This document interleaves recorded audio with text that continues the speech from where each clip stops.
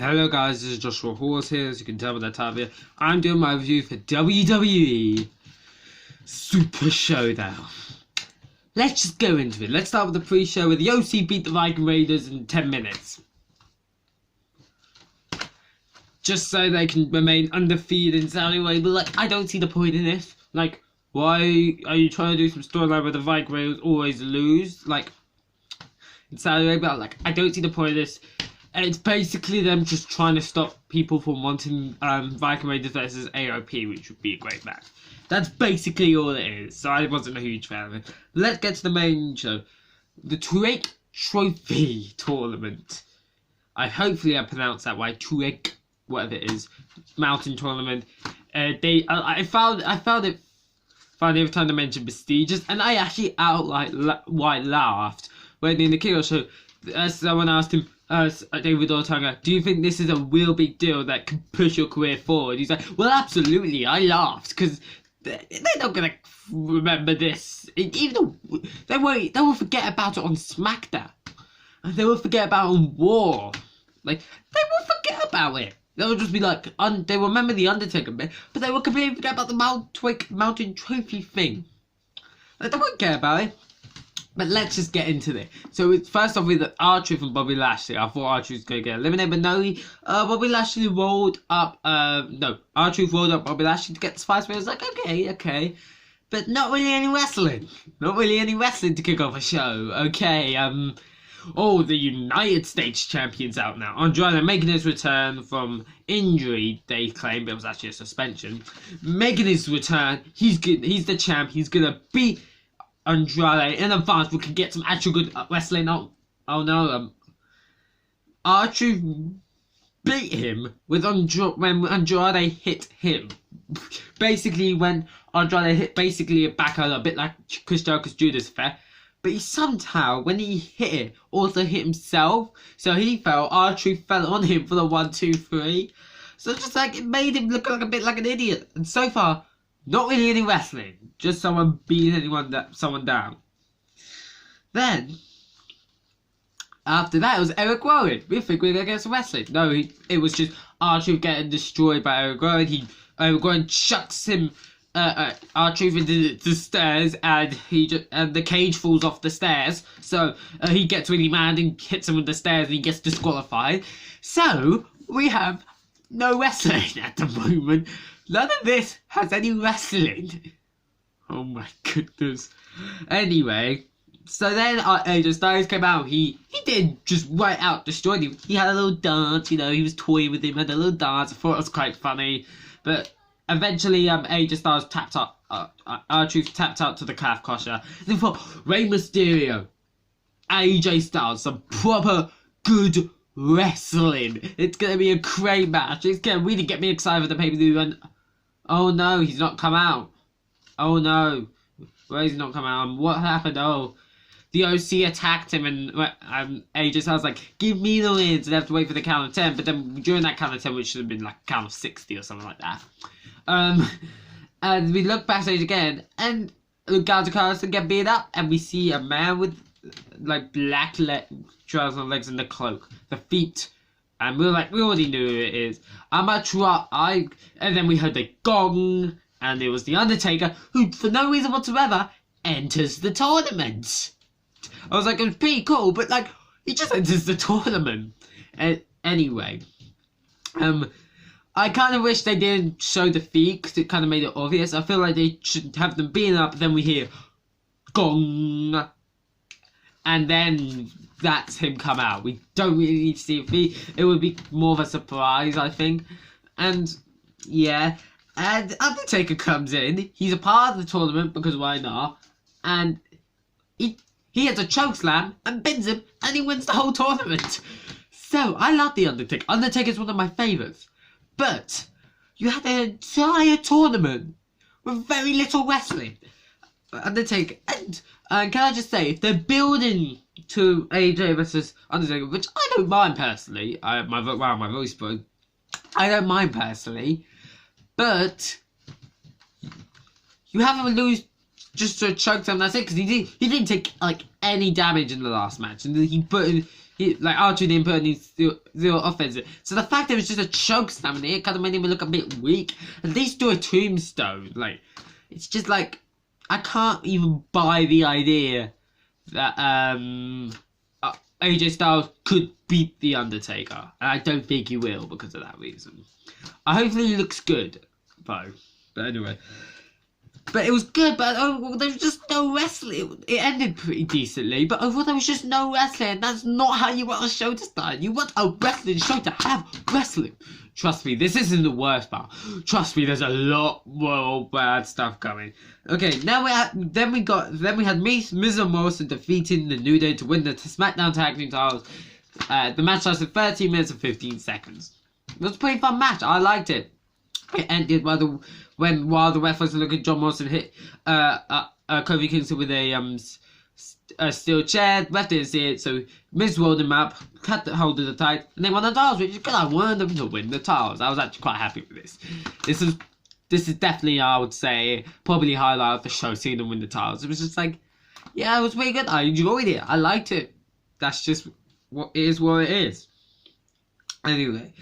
It was just fun, it was quite entertaining. There was this part where he went, Kofi Kingston does this like weird back suicide dive over the top rope thing. Miz doesn't catch him or anything like that, he doesn't hit any. Miz just walks away and lands back first. I'm like, R-Truth no longer has a back now after that. Like, that is just painful. But anyway, Miz and Morrison won the titles. I was happy with that. Next up we had Angel Garza defeating Humberto Carrera in 9 minutes and 5 seconds. It was a pretty decent match. The crowd did not care about this match, so it kind of made it hard for me to care about this match because the crowd didn't care about it. So it wasn't a bad match. I felt like if it was the crowd was a bit more invested, it would actually be a pretty good match, but because it wasn't, I just didn't care about it. Angel Garza won, which is good. I'm a big fan of Angel Garza, so yeah, I can't really complain.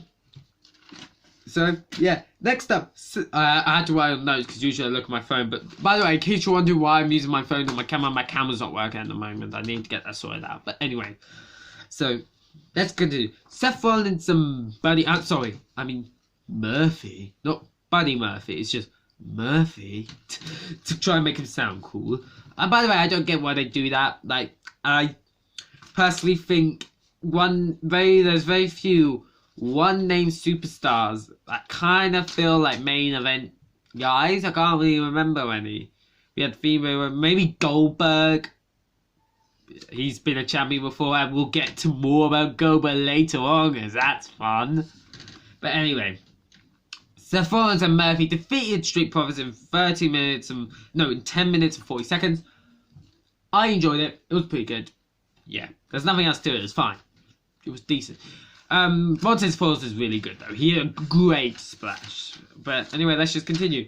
Mansoor defeated Dolph Ziggler in 9 minutes and 20 seconds. It was a pretty nice match. Nothing too fancy. I really liked his mattress as alright, but it was nothing too fancy. It was just nice, you know, seeing a hometown hero win. That's pretty cool. So I don't hate it, but when I first saw Dolph Ziggler, I was like, are we actually seeing Dolph Ziggler versus Otis? Because this might sound crazy. I want to see Dolph Ziggler versus Otis at freaking WrestleMania. I was like, are we going to see it here? If so, I want Otis to destroy him out of anger. I want to see Otis versus Ziggler at WrestleMania. I know that's the weirdest sentence, but I want to see that. I want to see Otis defeat Ziggler, who I know is a former world champion, and I quite like Ziggler, but Otis is better. Otis is just so entertaining. My opinion on Otis, he's incredibly entertaining, and yeah. But it was... So anyway, that's why I first thought about it was Mansoor. I was like, it was a pretty fun match. I liked it. The crowd was quite into it. So yeah. Next up, Brock Lesnar versus Ricochet. So this first was really good. We had a hype package promo about Ricochet going, why can't I face him? Why do I not deserve you? I have every chance of beating Brock Lesnar as Drew McIntyre does. They really hyped him up. So I was like, okay, we're going to have a really good match. And we go, the match is starting and, oh, okay, Brock Lesnar's pretty much destroying him for the start. He has zero offense in F5. Oh, this is a weird side of the match. Hopefully he kicks out and gets him going now. Oh, it's it. In 1 minute and 30, Ricochet looks an absolute loser now. I don't care about Ricochet. Doesn't even look like a mid-card, because if you make him look good against Lesnar, you can build him up to a US title match or something like along those lines at WrestleMania. No, we don't care. He even came in with a jobber's attire, you know, with the that's like the classic jobber attire. The tights feel cool. It doesn't even look cool. So you should have kind of expected. He got destroyed. Felt like a jobber. I'm worried that he's going to be a jobber with this. It's so bad, it does nothing for anyone. You can literally have the title not be defended, and you wouldn't lose anything. Brock Lesnar will feel, in fact, you'll gain something, because Brock Lesnar will still look strong. Ricochet will look still pretty good. But now with this match, you have Brock Lesnar looking strong, even though he looked strong beforehand, and Ricochet looking weak. So you've beat yourself in an even worse position in the first place. It was terrible. 1 minute and 30 seconds. You could have built Ricochet, but you decided to squash him. Trust me. I must relax. This is not even the worst part of the show. Relax. Anyway, Roman Reigns defeated King Corbin in a steel cage match. Let's quickly move away from Brock Lesnar. The match lasted 12 minutes and 50 seconds. It was decent, you know, it kind of should have ended it should have ended a while ago, but it still went going. I'm just happy it's over.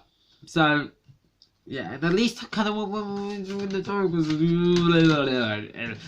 I'm going to go more into that later, because we're going to have a big talk about that. Next up, Bayley defeated Naomi in 11 minutes and 30 seconds. It was a pretty decent match. I liked the way it ended, where basically, by the way, King Corbin versus Roman Reigns ended where Roman Reigns hit a Superman punch, but he had a metal chain around his fist for the win. But yeah, Bayley defeated Naomi in 11 minutes and 30 seconds. It was a pretty nice match, nothing too special, fancy, or anything like that. It ended where it was pretty good though. It was great to see women be able to wrestle in Saudi Arabia, so I can't get mad at this match, because it was a decent amount of time.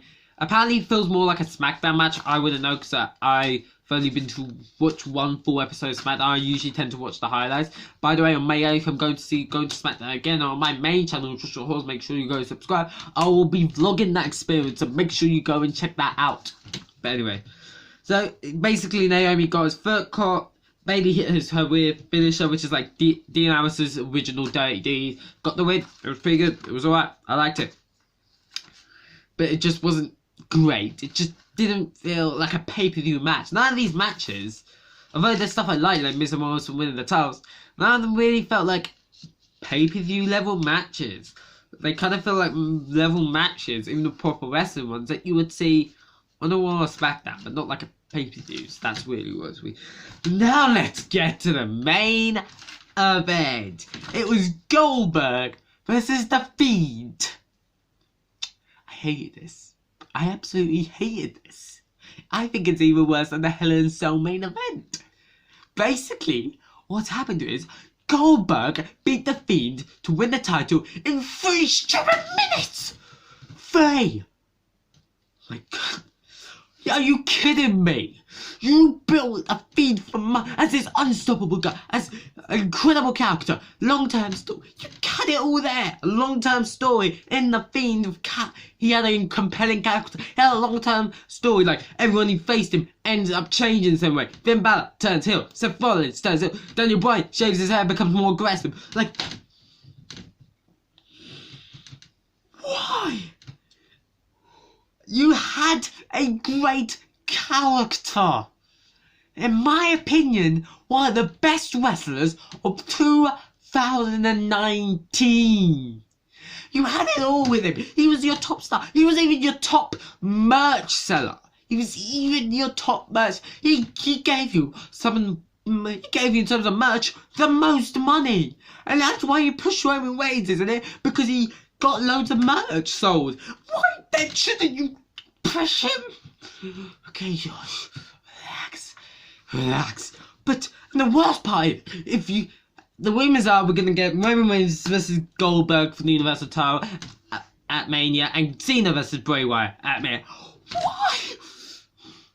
Listen, because of this loss in 3 minutes, why do you think I even think there's a sliver of hope that Bray Wyatt wins? I don't see him winning, beating Cena. He just lost in 3 minutes. 3 minutes. If it was the other way around, Bray Wyatt defeating Goldberg in 3 minutes, I would like it. I would be happy with it. But he just lost in 3 stupid minutes. And now I don't even see, like, it doesn't seem logical. Like, the Fiend definitely can beat Cena. It's like, yeah, the Fiend doesn't really feel that important now because you ruined him. Okay. And there's even a simple way to get through this without having the Fiend this week. Just make it not the Fiend. Make it normal Bray Wyatt, you know, the creepy kids show host. You could have done that. You could have done that. And people wouldn't be mad with Goldberg winning. So you can still have the Fiend be strong facing Cena, beating him, and people still be happy. And you can still have Roman Reigns versus Goldberg. This is ridiculous. This is stupid. You ruined a character for what?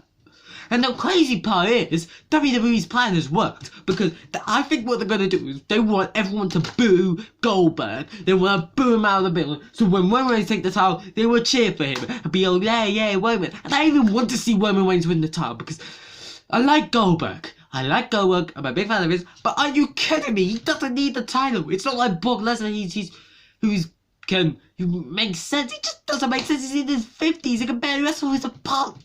At least Brock Lesnar can have good, long, entertaining matches. We didn't see that tonight, but he can do them. What we didn't even get? Oh my God. I don't know what else to say. It was garbage. It was absolute garbage. This pay-per-view was pretty much garbage. Like, none. Even the matches that were watchable were disappointing. Like, OCB and Viking, it was watchable, man. Undertale. Even the Miz vs. Morrison. It was a decent match, but nothing great for a pay-per-view. The great trophy tournament that they build doesn't even have a lot of wrestling. Ricochet loses in a minute and 30. The Fiend beats the Goldberg beats the Fiend. Like, I feel so bad for the Fiend. I think we should just prepare a funeral for the Fiend's career, because then I honestly, if they can. WWE are good. WWE are really good at saving people. But if they can, literally keep him as a star after losing in 3 minutes. I don't know what to do. You could have just had the kid show host. I would be fine with him losing. He's a guy that seems like he could take a loss. But not the Fiend. And WWE was getting so good. Ever since pretty much this entire year, wrestling's been good. I enjoyed it, and they had to ruin it. Okay, let's just end the video before I get even more angry. Overall, it was a terrible show. I'll give it like a 3 out of 10. Maybe that's me being generous, because some of the matches like Goldberg versus Fiend, Brock Lesnar versus Ricochet, those are the matches I was looking forward to, and they were garbage. So, 3 out of 10, and that might be being generous. I hope you enjoyed this video. I hope you had a more fun time watching this than me doing this video than watching the actual pay-per-view. I hope you enjoy. Let me know your opinions on the pay-per-view. That's going to be fun. And I want to see Goldberg get destroyed by Roman, because although I'm a fan of Roman, if I go to a wrestling event before WrestleMania, I won't. But if I would, I'll boo him if he was there, because I'm angry. I put my hate towards him because it makes me feel good, because I'm not compared to him, because it's not his fault. Okay, anyway, I hope you enjoyed this video. If you did, don't forget to like the video, subscribe to the channel, and yet turn notifications so you never miss a video. I think I've got broken in terms of a WWE fan. I've loved WWE so long, but this is the worst main event I've ever seen. Even Hell in a Cell was better. Because at least the Fiend looks strong and capable to have a rematch and still feel like a star. I hope you enjoyed this video. If you did, like the video, subscribe to the channel, and yeah, I've had a weird day. And last night was a weird night. I hope you enjoyed this video. I'll see you in the next one. Bye, guys.